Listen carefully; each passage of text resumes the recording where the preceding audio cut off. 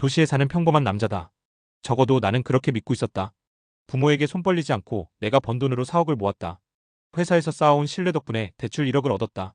생애 최초 주택대출 6억을 승인받아 내 이름 하나 걸린 집을 샀다.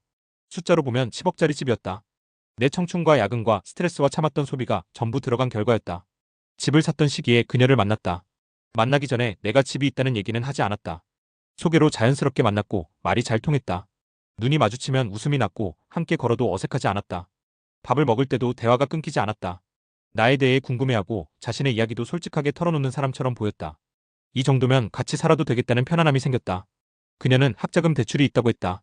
원룸 투자로 손해를 봤다고 했다. 그럴 수 있다고 생각했다. 누구나 사업 수완이 좋은 건 아니니까 실수할 수 있고 인생에서 돌아가는 길이 있을 수 있다고 생각했다. 지금까지 모은 순자산이 1,000만 원 정도라고 말했을 때도 마음이 크게 흔들리지 않았다. 그래도 솔직하다고 느꼈다. 돈은 다시 만들면 된다고 생각했다. 대신 사람은 쉽게 못 만난다고 믿었다. 그래서 관계가 깊어졌을 때 내가 먼저 말했다. 학자금 대출은 내가 정리해 줄 수 있고 내가 집이 있다고 말하면서 시작하자고 말했다. 그렇게 결혼을 선택했다. 결혼 초반에는 모든 것이 순조로웠다. 함께 마트를 돌고 집을 꾸미고 오늘도 수고했다는 말을 건네며 하루를 마무리했다. 그때까지만 해도 나는 이 선택이 내 인생 최고의 결정이라고 생각했다.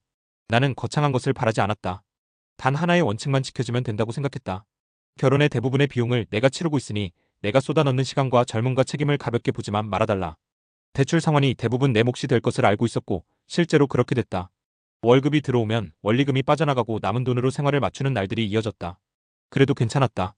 내가 선택한 삶이라고 생각하면 버틸 수 있었다. 그 대신 옆에서 내 무게를 이해해주는 태도를 원했다. 고맙다라는 말 한마디.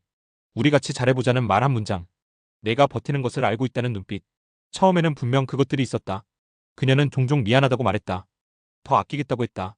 나도 힘들 텐데 고맙다고 했다. 그 말들이 있어서 나는 더 열심히 아끼고 일할 수 있었다. 그런데 시간이 지나면서 분위기가 달라졌다. 생활이 조금 안정된 것처럼 보이자 그녀의 말투가 변하기 시작했다. 이 집을 어떻게 만들었는지에 대한 생각은 희미해져 보였다. 나와 같이 짊어지는 느낌은 점점 사라지고 내가 하는 것들에 당연한다는 반응들이 나타나기 시작했다. 결정적인 이상함은 돈 이야기에서 드러났다. 어느 날 나는 다시 물었다. 결혼 전부터 말하던 빚과 투자와 전체 재정 상황을 정확하게 정리해서 말해달라고 했다. 그 전까지 그녀는 학자금 대출은 거의 다 갚았다고 했다. 원룸 투자 손실도 웬만큼 정리됐다고 했다. 남은 부담은 크지 않다고 했다. 그래서 나는 더 묻지 않았다. 하지만 실제로 맞춰보니 숫자가 달랐다. 말하지 않았던 빚이 있었다. 상환을 미뤄둔 금액이 있었다. 설명하지 않았던 구멍이 있었다. 그 사실을 확인하는 순간 묘한 배신감이 밀려왔다. 나는 이 사람의 말을 믿고 내 인생 가장 큰 결정을 내려버렸다. 내 전부를 걸어버렸다. 그런데 시작부터 정보가 온전하지 않았던 것이다. 가장 큰 장점이 솔직함이라고 믿었는데 그렇게 내가 자신의 솔직함을 믿고 있다는 것을 교묘하게 이용했던 것이다. 그날 이후 그녀의 태도는 더 선명하게 보이기 시작했다. 집에 대한 이야기를 하면 마치 원래부터 둘이 반반 만든 것처럼 이야기했다. 생활비 이야기를 꺼내면 남편이라면 그 정도는 해야 한다는 표정을 지으며 고함을 질렀다. 내가 쌓아온 기반 위에 서 있으면서도 고마움은 줄어들고 당연함만 남았다. 나는 소파에 앉아 상환 내역을 보다가 문득 이런 생각을 했다. 지금 이 상태에서 관계가 끝나더라도 법적으로 이 집의 절반은 건네야 한다. 내가 만들어온 모든 과정의 절반이 눈앞에서 잘려나가는 그림이 그려졌다. 제도의 구조와 여자의 거짓된 태도가 겹쳐지니 알 것 같았다. 왜 부부 사이에 증오가 쌓이고 왜 극단으로 가는지. 결혼은 감동적인 이벤트가 아니라 현실적인 비즈니스 계약이다. 함께 경제적인 부분을 합치고 나아가야 한다. 재산을 불려가고 사랑하며 살아야 한다. 대충 만나고 충분히 확인하지 않고 감정의 기대 결혼을 선택하면 그 순간 나 같은 꼴이 되어버린다. 처음에는 누구나 다정하다. 고마운 말을 한다. 미안하다고 한다. 함께하자고 한다. 진짜는 시간이 지나면 드러난다. 그러니 못해도 1년 이상의 연애 기간이 필요하다고 생각이 된다.